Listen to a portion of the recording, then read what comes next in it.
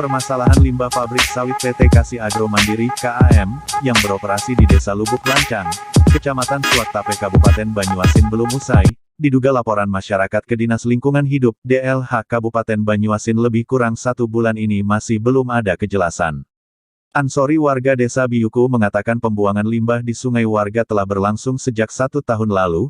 Akibat dari pembuangan limbah pabrik ke sungai, warga kesulitan mendapatkan air bersih. Untuk kebutuhan mandi dan mencuci tubuh terasa gatal-gatal di kulit, digunakan menyiram tanaman seperti sayuran-sayuran, air tidak layak. Dikatakan Ansori, sebelumnya 5 orang dari Polres Banyuasin, 3 orang DLH sekitar 1 bulan yang lalu mereka memeriksa laporan kami dengan mengambil sampel limbah.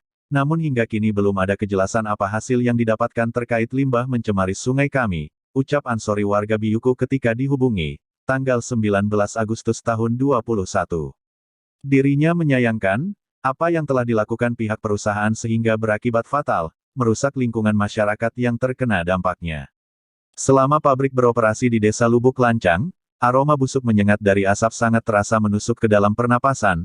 Sekarang muncul air limbah pabrik yang menjadi masalah bagi kami. Akibat dari cemaran air limbah kami sulit mandi dan mencuci, jadi untuk mandi dan minum kami terpaksa membeli air bersih, ujarnya. Sementara DLH Banyuasin dikonfirmasi menjelaskan limbah di kolam pabrik PT Kasih Agro Mandiri (KAM) yang berada di Desa Lubuk Lancang, Kecamatan Suaktape, Kabupaten Banyuasin berdasarkan hasil analisa laboratorium melebihi baku mutu lingkungan.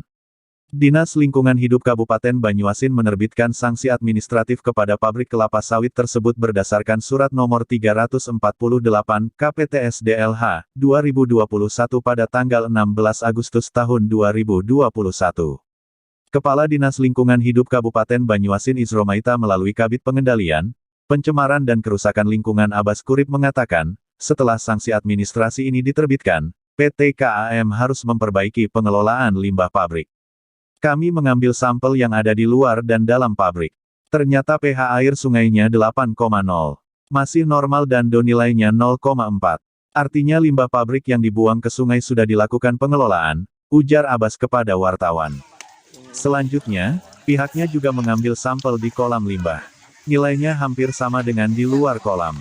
Selanjutnya ia juga melakukan analisa limbah dengan cara analisa laboratorium. Hasilnya memang terbukti di atas baku mutu lingkungan. Hasil analisa dimulai tanggal 10 Agustus tahun 2021. Air pembuangan melalui pipa nilai BOD 595 mg I dan nilai COT 1711 mg I dan tertanggal tanggal 12 Agustus tahun 2021 pada kolam terakhir outlet nilai BOD 119 mg I dan COT 387 mg I. Seharusnya BOD 100 mg I dan COT 350 mg I. Makanya kita berikan sanksi administrasi dengan memberikan waktu 3 bulan untuk perbaikan, terangnya. Setelah diperbaiki, Abbas meminta PT KAM melapor ke DLH Banyuasin dan akan dicek kembali untuk memastikan hasil perbaikan tersebut. Sanksi batas perbaikan 3 bulan, jika tidak diperbaiki, maka akan diberikan sanksi yang lebih berat yakni pembekuan izin dan masih bandel pencabutan izin lingkungan, tegasnya. Namun menurut Abbas, biasanya pihak perusahaan selalu kooperatif dan segera menyelesaikan bila terjadi yang demikian. Biasanya perusahaan kooperatif dan cepat mereka selesaikan, pungkas dia. Sampai berita ini diterbitkan, pihak PT KAM belum ada keterangan mengenai sanksi yang diberikan oleh DLH Banyuasin.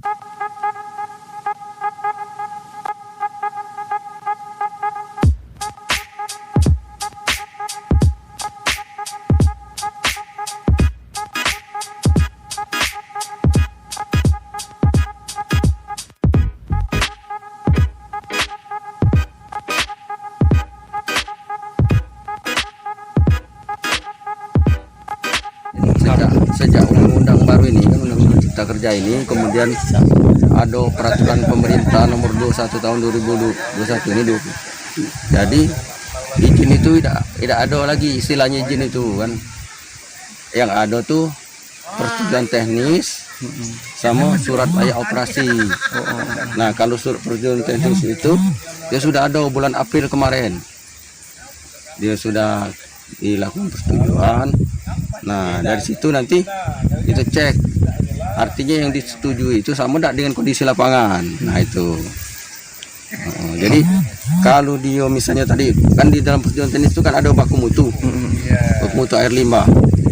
Misalnya tadi kan pH-nya harus berapa, BOD ini harus berapa, COD-nya harus berapa. Nah kalau dia melampaui berarti ada yang dilanggar, ada pelanggaran hukum. Nah itu bisa didenda sekarang Pak. Jadi setiap parameter itu yang lebih baku mutu, pemerintah bisa memberikan sanksi denda. Jadi dia membayar ke kas negara. Nah itu. Ya. Nah bagi masyarakat kalau dia memang ada keluhan, ya silakan sampaikan keluhannya kan. Itu mediasi ke pihak perusahaan kan, bagaimana penyelesaiannya Pak ya. Nanti bisa itu mediasi lah istilahnya kan, bisa pemerintah mediasi kan. Oke, makasih ya. Itu ditemukan memang ada pipa pembuangan air limbah dari pabrik ya. Jadi kita cuma tidak tahu posisinya, apakah dari kolam terakhir, apakah dari kolam sebelumnya kan. Karena kita tadi tidak ngecek sampai ke kolam pabrik ya. Jadi kita periksa secara laboratorium lapangan ya. Kita periksa pH-nya kebetulan 8,20 tadi. Jadi yang normal itu 6 sampai 9. Jadi dia berarti sudah normal kan. Masih dalam ring antara 6 sampai 9. Kemudian kita cek DO. DO itu artinya kadar oksigen terlarut di dalam air. Nah tadi 2,44. Biasanya kalau air limbah itu 0,1, 0,3, 0,5. Kadang-kadang tidak sampai 1 kan. Berarti itu air limbahnya sudah diolah kalau dari lapangan. Cuman itu kan ada 5 parameter. Itu baru 2 parameter. Ada 4 parameter lagi, 6 parameter kan. 6 parameter yang harus diuji di laboratorium. COD, BOD kan. Nah, minyak lemak TSS kan. Nah, itu nanti hasilnya 2 minggu. Nah, itulah yang di laboratorium inilah yang nentukan kan. Hasil analisis di laboratorium.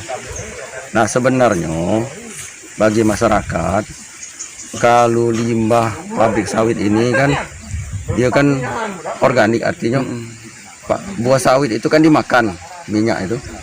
Nah, dari kalau mengkhawatirkan ini termasuk limbah bahan berbahaya dan beracun, tidak, bukan kategorinya Ini termasuk limbah organik.